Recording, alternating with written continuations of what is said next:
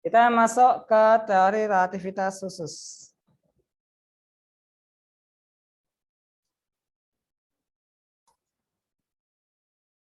Oke ya, kita langsung masuk ke teori relativitas khusus atau TRK.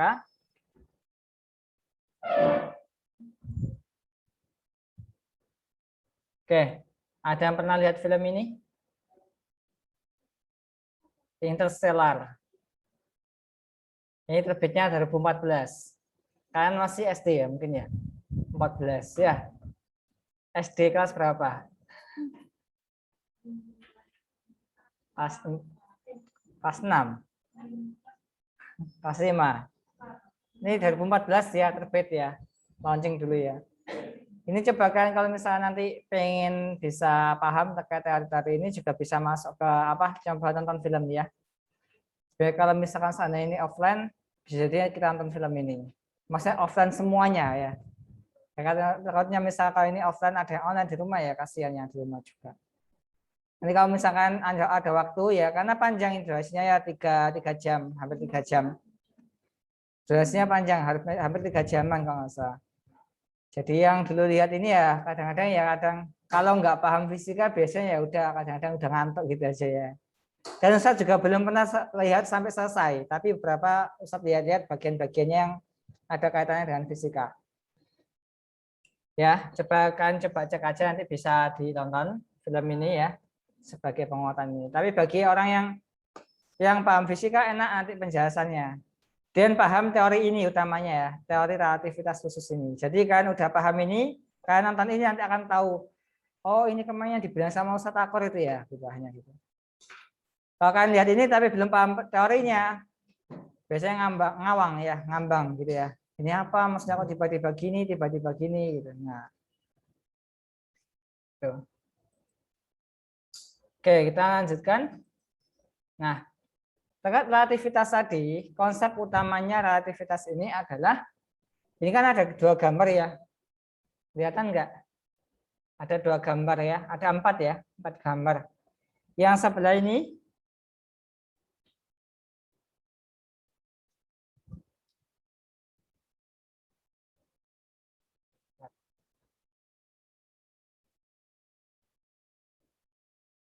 nah, yang gambar pertama ini adalah ceritanya ini ada orang yang ingin melempar koin saat dia naik motor, saat dia naik mobil ya.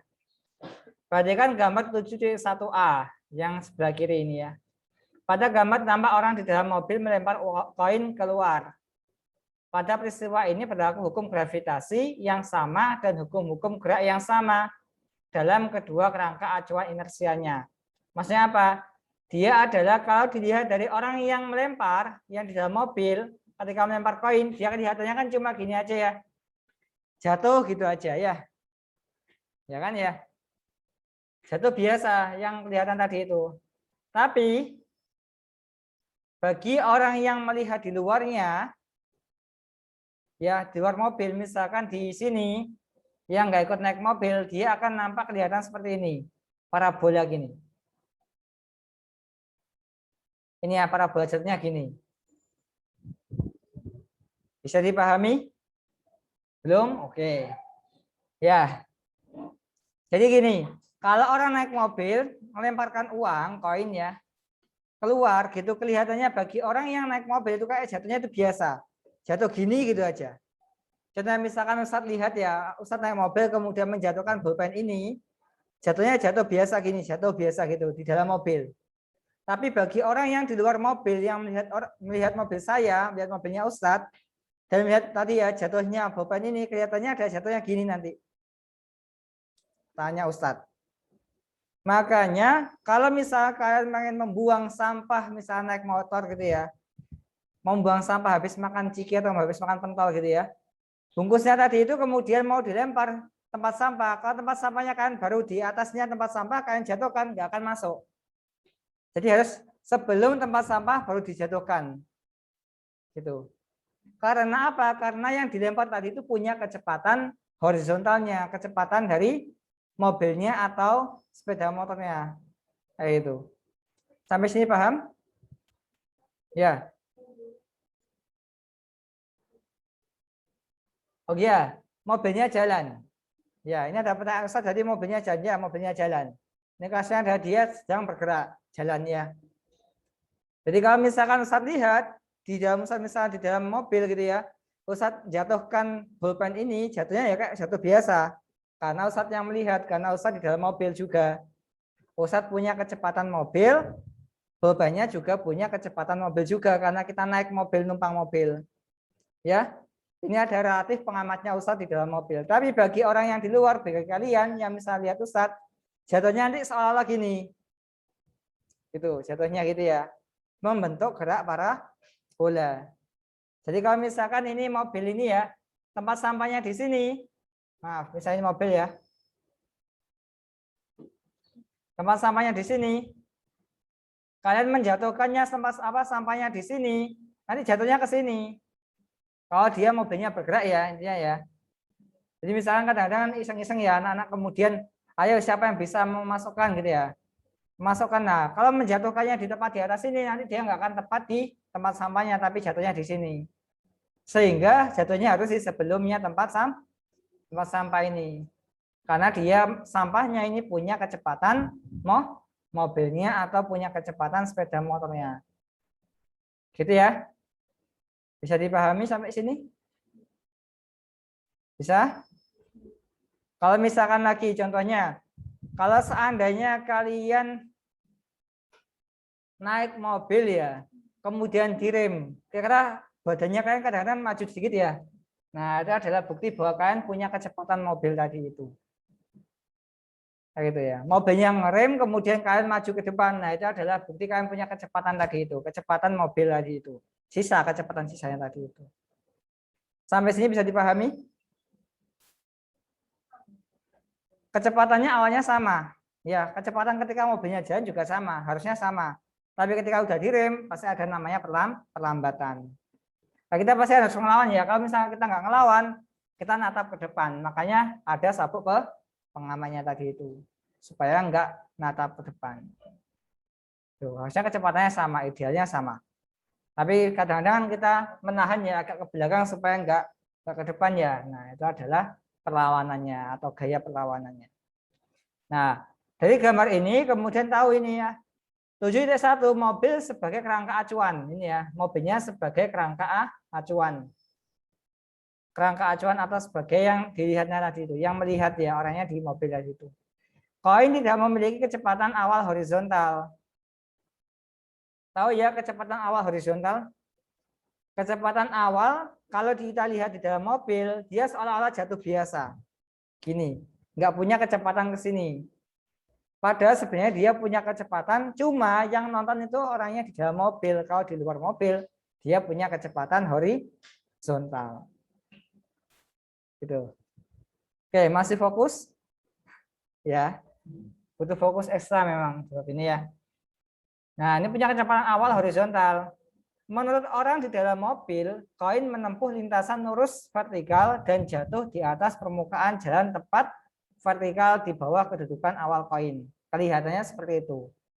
Ini ya, jatuh gini aja ke bawah sini. Sebenarnya bukan, kalau dia dari orang yang di luar mobil, dia jatuhnya adalah ini lepasnya di sini, tapi jatuhnya ada di sini. Itu ya. Itu. Ini mobilnya sampai bergerak ya ini ya, sampai ke sini ya. Kemudian orang yang diam di luar mobil sebagai kerangka acuan, jika kerangka acuannya ada relatifnya ada orang di luar mobil, koinnya memiliki kecepatan awal horizontal dan hukum-hukum mekanika memperkirakan bahwa koin akan menempuh lintasan parabola. Pernah tahu ya lintasan parabola ya? Pernah dipelajari kan ya? Lintasan parabola. Kelas berapa masih ingat? Kelas 10 ya. Masih ingat rumusnya? Lupa. Ya harus dihafalkan ya. Harus hafal, direview lagi nanti ya. Nyari kecepatan apa? Nyari ketinggian maksimum, jarak jauhnya, nah macam-macam itu nanti. Oke, sampai sini ada yang ditanyakan?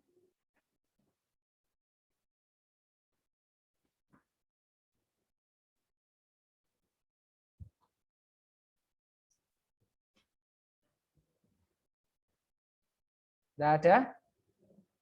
Bisa dipahami ya pelan-pelan ya. Oke, next. Kita masuk konsep yang kedua. Ini adalah tadi apa? Relativitasnya Newton ya. Relativitasnya Newton. Oke, yang kedua adalah percobaan Michelson-Morley. Percobaan Pak Michelson sama Morley ini dirancang untuk mengukur kecepatan ether menggunakan interferometer. Ya ini ya. Saya tunjukkan ya percobaannya gimana. Jadi dia membuktikan adanya ether di muka bumi ini. Jadi awalnya itu adalah gini. Sebenarnya gelombang EM itu merambat melalui apa gitu ya? Apakah lewat udara atau lewat air atau lewat benda padat gitu ya. Awalnya seperti itu identifikasinya. Postulatnya atau hipotesanya seperti itu. Masa kok tiba-tiba tidak ada perantaranya gitu loh. Akhirnya kemudian dibuktikan lewat ini, dicoba lewat percobaan ini. Kita coba lihat ya percobaannya bagaimana ya. Bentar. Ya, saya percobaan ini ya tadi ya. Dari video yang saya tampilkan tadi itu kita bisa membuktikan bahwa ether itu tidak ada.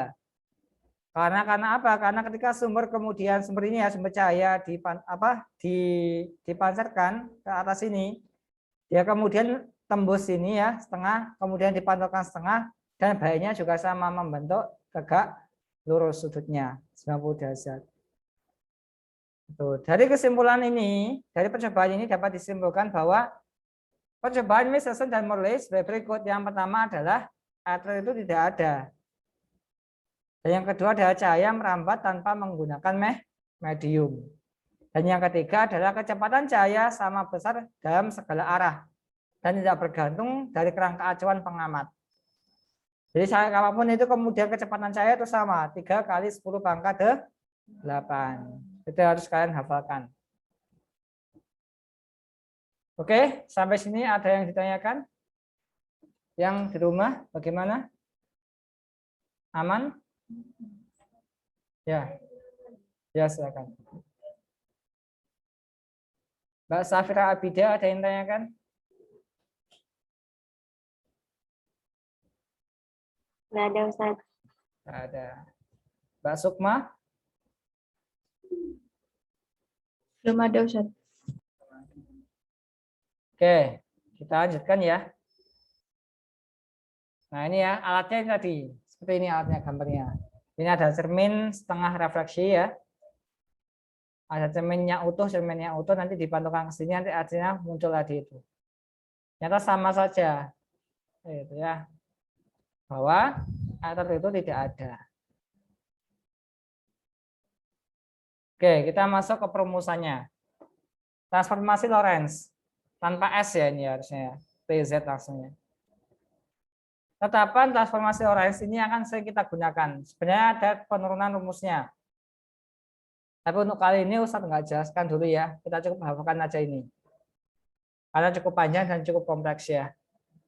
Karena ada turunan, kemudian ada acuan-acuannya. Lanjut hafalkan ini aja. Yaitu gamma ini ya.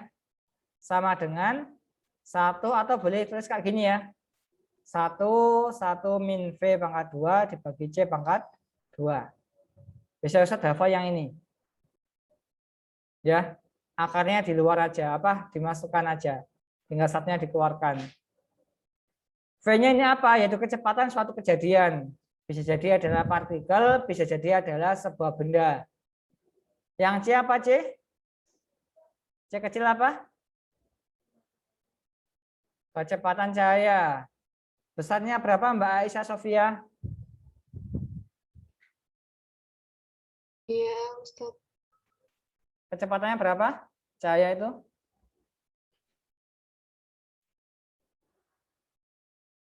Mbak Aisyah Sofia? Ya. Halo. Berapa C? Nilai C berapa?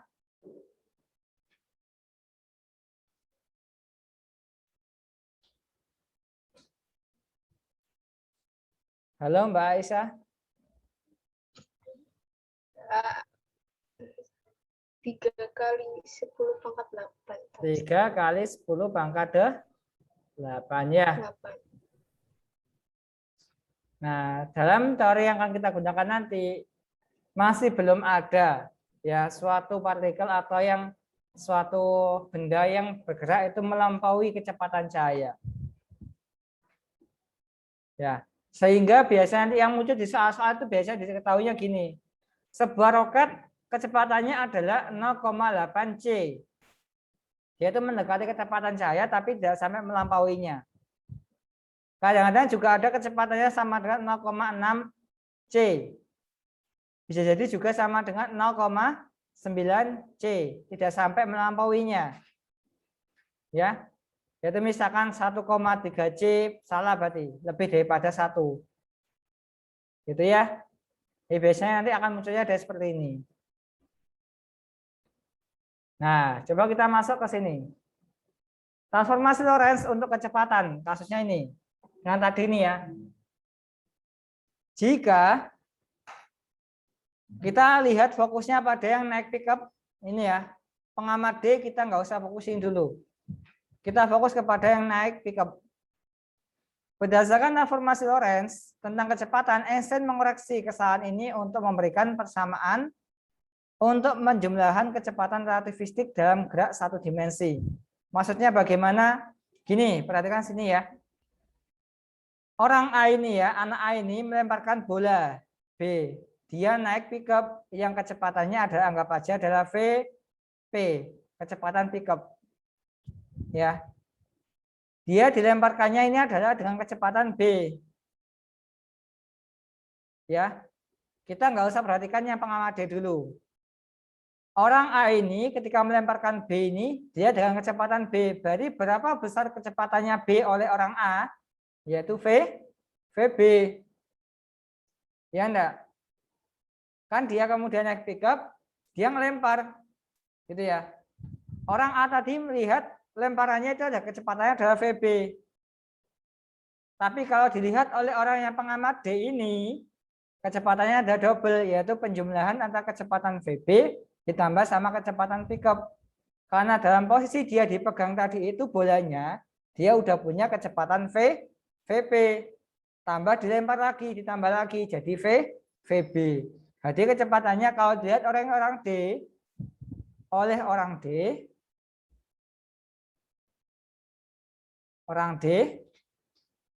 VB-nya itu sama dengan apa? Ini makanya VBD sama dengan VBA ditambah sama VAD. Kita lihat sini. Kalau misalkan ini adalah berapa? 3 meter per sekon. Dan ini ada 2 meter per sekon. Maka hasilnya berapa? Yang dilihat oleh ini. Berapa? 5. Karena penjumlahan dari kecepatan pickup ditambah sama kecepatan lemparannya. Halo? Silakan ditegakkan ya. Supaya nggak ngantuk ya lehernya. Lihat sini. VBD adalah kecepatan bola relatif terhadap pengamat diam D. Ya, maksudnya adalah bola ini dilihat oleh orang D. VBA adalah bola relatif terhadap pelempar A.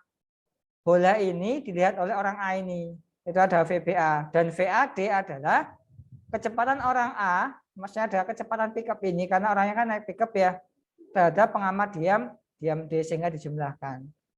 Ini adalah kasusnya kalau nggak relativistik. Tapi makanya di sini Einstein mengoreksi dalam kondisi relativistik, ya relativitas, dia nggak bisa seperti itu. Harus ada perumusan khusus, yaitu yang sebelah kanan ini yang warna hitam ini. Kenapa? Kalau seandainya misalkan bolanya ini adalah dilempar dengan kecepatan misalkan mendekati kecepatan cahaya 0,6 C. Sedangkan pickupnya ini bukan pickup ya, roket ya, anggap saja roket ya. Roketnya adalah berapa? 0,8 C. Ya. Sampai sini. Kalau menurut rumusan yang sebelah kiri, yang VBD ini harusnya berapa berarti? VBD-nya sama dengan berapa? 0,6 ditambah sama ini C ya. 0,8 C hasilnya berapa? 1,4 C. Boleh apa enggak ini? Enggak boleh melampaui nilai 1 C, enggak boleh. Makanya ini enggak bisa, makanya kemudian Pak Einstein itu mengeluarkan postulat yang kedua ini terkait kecepatan dengan rumusan yang bawah ini. Jadi kita coba kerjakan ya, misalkan seandainya seperti itu. Coba VBA-nya berapa? 0,6 C ditambah sama 0,8 C dibagi sama berapa? 1 ditambah 0,6 C dikali 0,8 C dibagi sama C pangkat 2. 1,4 C dibagi berapa? 1 ditambah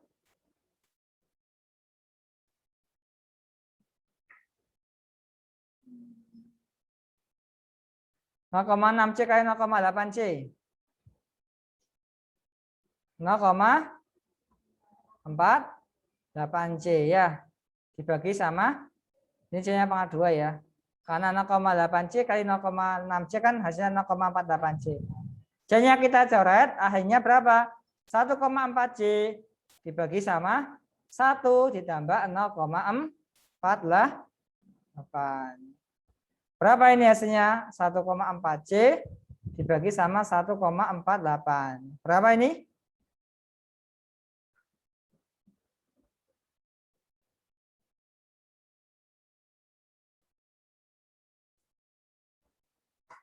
Berapa yang di rumah ada bisa ngitungkan? Berapa hasilnya?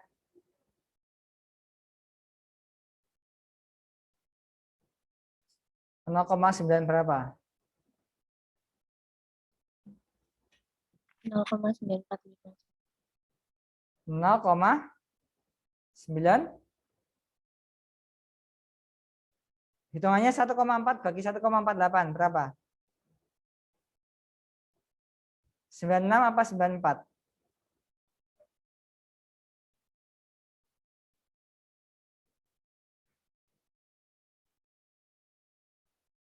Halo? Anggap aja 96 ya. Kalau di kalkulator, Ya berapa, Mbak? kalau di kalkulator 0,945, 945, 945 gitu terus, Ustaz. 945. Oke, berarti 0,94566 berarti 0,95. Ya, 0,95 C. Boleh enggak kalau 0,95 C? Mungkin enggak, masih boleh enggak ini? Masih boleh karena dia enggak sampai 1 koma ya. Kayak gitu. Makanya ini yang lebih realistis dari Pak Einstein. Jadi untuk kecepatan ini kita menggunakan yang ini kasusnya. Kalau apa? Saatnya apa tadi? Kecepatannya mendekati kecepatan cahaya ya. 0,6 C, 0,8 C. Kalau udah ada C-nya berarti dia udah pakai relativistik. Tapi kalau kasusnya jika dia tidak ada C-nya, misalnya cuma bola dilempar aja biasa, itu berarti 3 meter pangkat, maaf, 3 meter per sekon itu adalah sama dengan kita menggunakan yang rumus yang satunya, yang kiri ya, yang mudah itu ditambahkan saja. Karena nggak mungkin kan ya kalian melemparkan dengan kecepatan cahaya ya. Kecepatan cahaya berapa kemarin? 3 kali 10 pangkat 8. Bayangkan saja 1 detik itu bisa menempuh 300 juta kilometer, 300 juta meter atau 300.000 kilometer. Berapa itu? Bisa bayangkan. Mobil aja berapa paling cepat? Biasanya 400 ya, 300 itu udah sangat cepat sekali. Yang kemarin kasusnya ini yang meninggal di tol itu berapa? 180 ya? Ya, artis yang meninggal itu ya di tol itu ya, 180. 180 km per jam, itu per jam ya. Ini per detik, bayangkan saja. Ya. Gak bisa dibayangkan ya, hangus nanti tangan kalian itu, pasti sangat panas sekali. Oke, insya Allah itu hari Ustadz untuk hari ini. Ada yang tanyakan?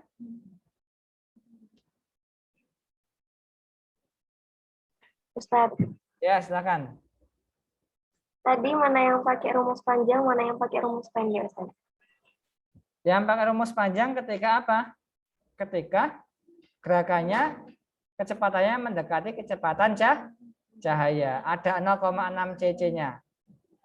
Gitu, Mbak. Tapi kalau hanya 3 meter per sekon, 2 meter per sekon, kita menggunakan yang sebelah kiri yang merah ini. Ditambahkan biasa. Karena kalau udah masuk kecepatan cahaya, itu berarti dia udah masuk ke ranahnya relativitas. Gitu, Mbak Safira. Kalau ada C-nya ya berarti, Ustaz. Ya, biasanya tandanya ada C-nya. Ingat ya, Terus tadi jangan dihitung C 3 kali 10 pangkat 8 untuk kasus ini. Sering-sering munculnya adalah biasanya ada C-nya ini dicoret nanti ujung-ujungnya. Yang saya muncul nanti. Contohnya ini misalkan nanti ada ya, panjang ini juga sama. V pangkat 2 dibagi C pangkat 2. Ya kan, misalnya V-nya 0,6 C, berarti jadinya berapa? 0,36 C pangkat 2, C-nya dicoret. Sering-seringnya kayak gitu nanti ya. Begitu juga untuk yang ini. Nah, ini juga sama. Waktu nanti kita akan bahas di pertemuan selanjutnya. Ini ya, insya Allah itu dari Ustadz. Untuk ini ya, sedikit pembukaan saja untuk transformasi Lorentz bagian panjang ini ya, relativistik atau kontraksi panjang. Yang kita lihat itu adalah dia suatu benda ya, jika dia tuh kemudian gerak dalam kecepatan mendekati kecepatan cahaya, maka dia akan mengalami namanya pemendekan atau kontraksi panjang. Misal panjangnya awalnya 10 meter, kelihatannya bisa jadi dia tuh seolah-olah dia tuh memendek jadi 9,8 meter. Jika dia bergerak dengan kecepatan yang sangat tinggi mendekati kecepatan cahaya. Nah, gitu. Jadi nanti ada kasus-kasusnya nanti ya. Jika kemudian waktu, kemudian nanti ada masa, sama ada panjang ini. Jadi kalau di film nanti itu ya, di film yang tadi yang saya tunjukkan tadi itu akan dibahas juga masa itu tadi. Terkait twin paradox. Ada tahu? Paradoks kembar. Jadi jika kemudian ada anak A sama B ada kembar, kita misalkan Abida sama Mujahidah ya. Mbak Bida sama Mbak Hida itu kemudian Mbak Hida menjadi astronot gitu ya. Pergi ke luar negeri gitu ya, bukan luar negeri ya, luar angkasa ya, dengan kecepatan mendekati kecepatan cahaya. Balik-balik itu siapa tadi yang berangkat? Mbak Bida apa Mbak Hida? Anggap aja Mbak Bida yang berangkat ya. Pulang-pulang itu Mbak Bida kelihatan lebih muda daripada yang Mbak Hida. Itu adalah paradoks kembar. Karena apa? Karena di sana ada namanya yaitu dilatasi waktu, pemendekan waktu. Jadi yang malang ke luar angkasa itu dia itu kelihatan lebih muda saat balik. Gitu ya. Ada namanya tadi itu ya, dilatasi waktu tadi itu. Nanti kita akan bahas di pertemuan selanjutnya. Gitu. Jadi kalau kalian pengen awet muda silakan jadi astronot dengan melaju kecepatan yang sangat tinggi ya, mendekati kecepatan cahaya. Ya, insya Allah itu ya. Kurang lebihnya mohon maaf. Semoga apa yang Ustaz sampaikan bisa diterima dengan baik.